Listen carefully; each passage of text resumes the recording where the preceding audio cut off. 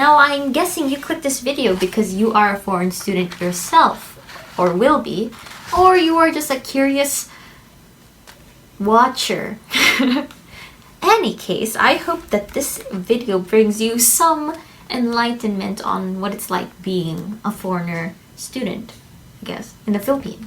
Disclaimer, these are based on my own experiences or opinions, but leave a comment below of what hardships you faced when you went to a different country. So let's cover the general basis. This also applies to just being a foreigner in general in the Philippines. Number 1, culture shock. The feeling of being left alone, being OP in Filipino term, which in this slang of OP means out of place, because you will feel that way. You're gonna feel overwhelmed. For some of you, you might actually not experience culture shock because maybe the cultures are similar to your own. For me, I grew up in America, in the Western hemisphere, I guess, of the world. Coming to the Philippines, which is like a mix of Eastern and I guess some Western cultures, but it's different. It's very different. When you first come here, especially as a student, you probably won't have friends yet. You'll be alone, literally. But for my case, I at least had my family, so it was easier to ease into being in the Philippines, to living here. But for some of you foreigners, you might be coming here alone and you're gonna feel left out and lonely, but a lot of Filipino people are very friendly and accommodating, and I don't think you would have a hard time finding friends or someone to help you adjust. But this initial stage of culture shock, it's very common, and eventually with time and patience, you'll get over this feeling. You'll adapt. You're gonna kind of look back at it like, oh wow, I remember that feeling. You don't have to forget it, but it'll make you realize how much you've grown since then. Now, the next point. Language. Oh my gosh. When you come to a new country, there will always be a language barrier. Countries speak their own languages.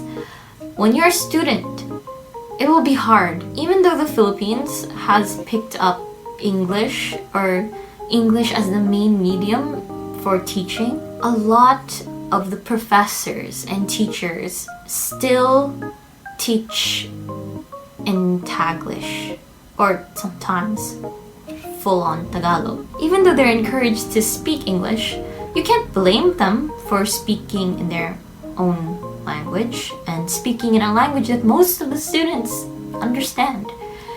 But when it comes to lectures and their in-depth explanation to a process or concept or topic, you will get lost. Trust me. It's good to ask friends or even the teachers, maybe even after class, what was discussed. I mean, they will be helpful. You know, you just have to ask. They don't call it homework, they call it assignments. When we have assignments or we have projects or things like that, they usually announce it in like this Taglish way, and I wouldn't understand what's happening. I would be like, what? We have homework? Sounds like that. But over time, of course, you will pick up the language, and it's just hard as a student to pick it up. But the good thing is, at least for me, again, English is the main medium. So most of their books and subjects, chapters are written in English. So if I don't understand what the teacher is saying or what is being presented, I can read on my own. But again, it's okay to ask questions. You are a foreigner and they will understand that too.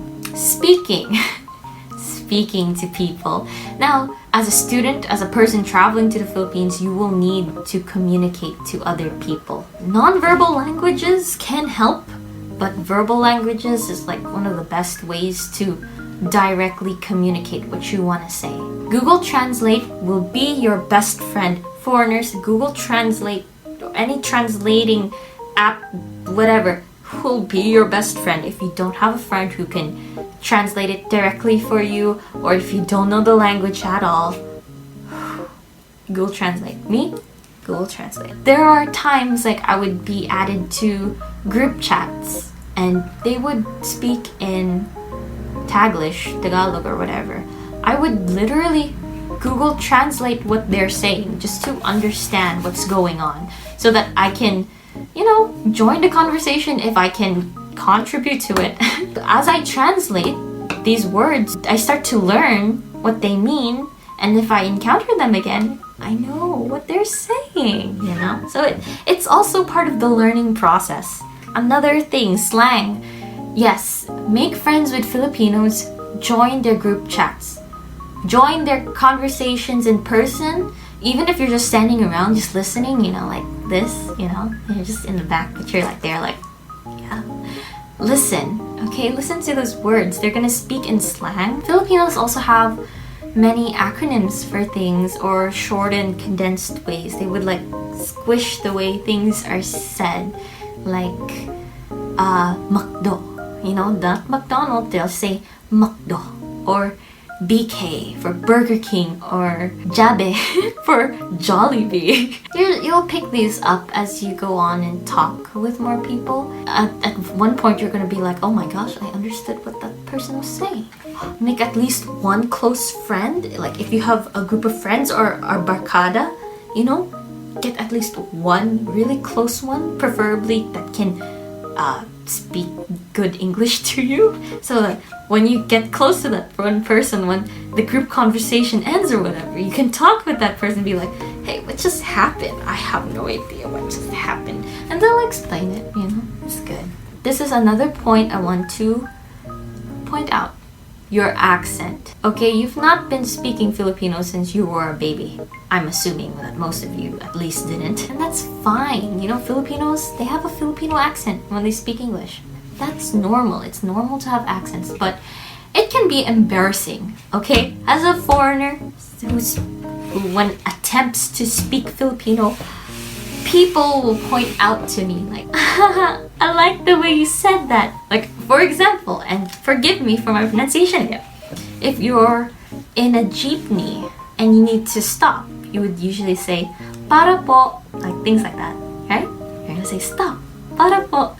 When I first said that to people, like, Filipinos would be like, what do you say on the jeepney? And I was like, para po? Like that, because I'm embarrassed. And they'd be like, you're so cute. And I'm like, why? Like, what? What did I say? How did I say it cute? They're gonna be like, your accent. You're like, para po. And I'm like, did I really say it like that? Even to this day, I don't know. Maybe that's exactly how I sound like. Maybe. I have a heavy American accent in my Filipino words. But, you gotta accept it. They're not pointing it out to make fun of you. They're pointing it out as a friendly tease. As a friendly teasing. Yes, let's just call it that. They don't mean to insult you. They just think it's fun, the foreigners speaking their language. That kind of mindset. So look at it in a positive light. Acceptance is key, remember. Number 3, currency. Some of the foreign students coming here, you'll have to pay dorm or rent. You're gonna have to pay for groceries, bills, the whole deal. You're gonna have to understand the currency. It's different, like 100 pesos. That sounds like a lot because $100, that's a lot to me at least. But if you convert it in your head, like if around 50 Filipino pesos is $1, 100 pesos is just like $2. If you still don't get the hold of it, just Google it. What I learned as a student, 100 and below, cheap. There's some things that are sold for like 10 pesos.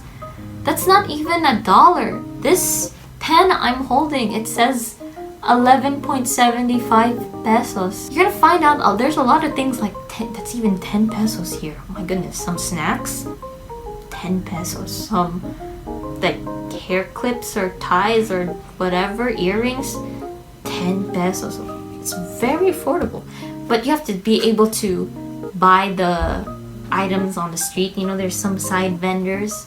Yeah, they have the cheap stuff. And usually they're strategically positioned near the university or the schools, you know, so that they can like sell to the students. And yeah, go there. Maybe you forgot a pen to class, just buy one. Number 4, the smile and nod. You know, again, you're not gonna know a lot of what people are saying the first time if you don't know how to speak the language. Sometimes it's not even the language that's the problem. Sometimes they'll mention things that you just don't know, like in reference to their culture, their holidays, their traditions, and you won't be able to relate. And in those cases, when you don't want to kill the vibe that's going on at the group or whatever, you're just gonna be like, smile, nod. It's a very safe way. I mean, you'll get through a lot of things by doing this, but it can backfire in some cases. What do I mean? Well, there has been this one instance. Everyone was laughing. They were telling funny jokes or stories. I didn't know what was going on, okay? I don't know what they're saying. It's probably hilarious if I understood, but I was just like, you know? So funny. And then, oh gosh, one person just, you know, it's just like, oh, you understood that. And I was like, I know. And then they were like, oh, what did he say? And I was like,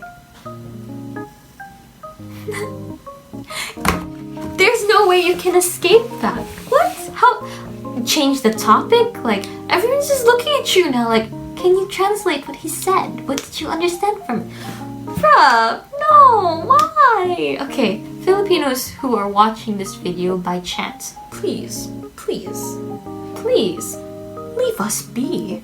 We are smiling and nodding because we don't want to ruin the vibe going on. I understand, like, for some of you who want to intervene because you think we're not understanding, but we also want you to enjoy your conversation, enjoy the flow, if it's a happy laughing vibe. But then if you just ask that question to us, put us in that corner right there, you're gonna kill the vibe. So in that awkward situation, you know what I did? I was like, no.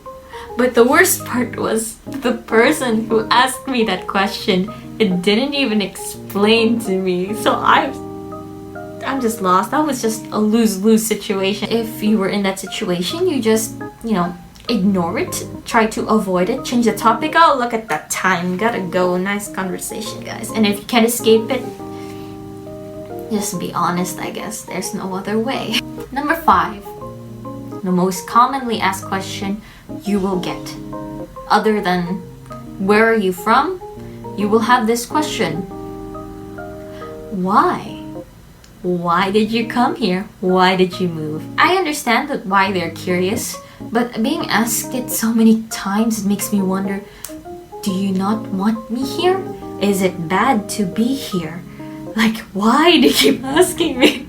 But you know, curiosity always gets the best of us. Sometimes they can probe too much, and if you're uncomfortable, like me, sometimes I get uncomfortable. Like, why are you asking so many details about my life? Are you an investigator or something? No. So you can tell them honestly too, like, I don't want to talk about it. If you want to be open, make new friends, make new connections, of course, tell them a bit about yourself. It's not gonna hurt you, I don't think. And Filipinos, they are chismis, meaning like they like to talk.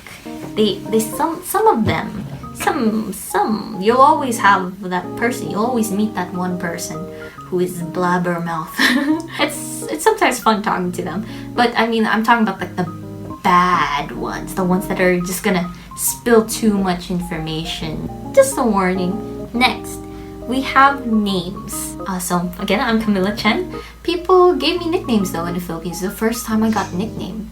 Some people would call me Cams, or some people would call me Chen. Some of you gonna have hard to pronounce names for Filipinos, and it's okay to give them a name or let them create a nickname for you that's easy to call you by. And next, we have stereotypes. And some racism. There will be times like, oh, they will just assume, they'll just assume, since you're a foreigner, you must be rich, like things like that. Like for me, no, that's not the case. I'm a normal person. It's like for me, I have very noticeably Oriental Asian looks.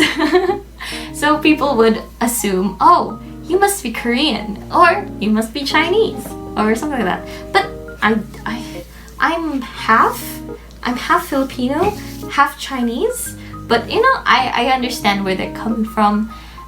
If they don't see people from other countries very often, I mean, you can't blame them for not knowing. Especially if you're foreigners who have blonde hair, very different skin tone from Filipinos, you will be noticed.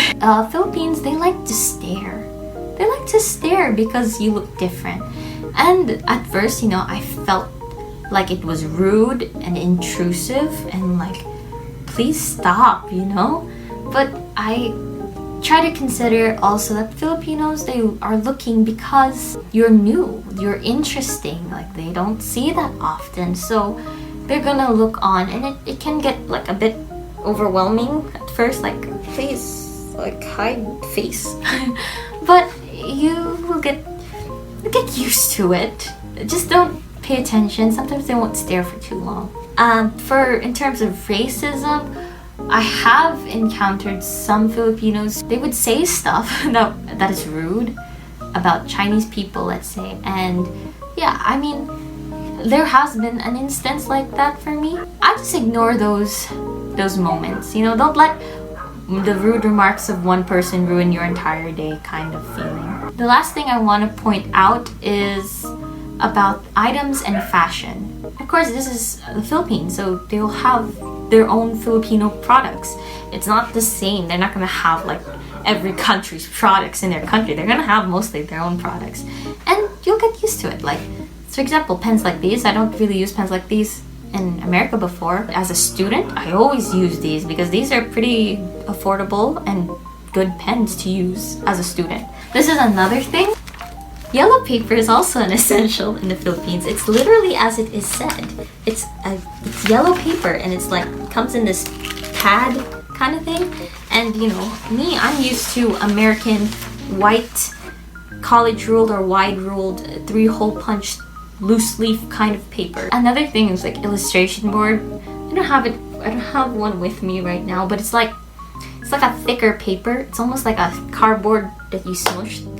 They call it illustration board, and it usually comes in black or white. And you would use that for projects or activities sometimes here. And I didn't know what that was at first. I was like, what the heck is that? What's an illustration board?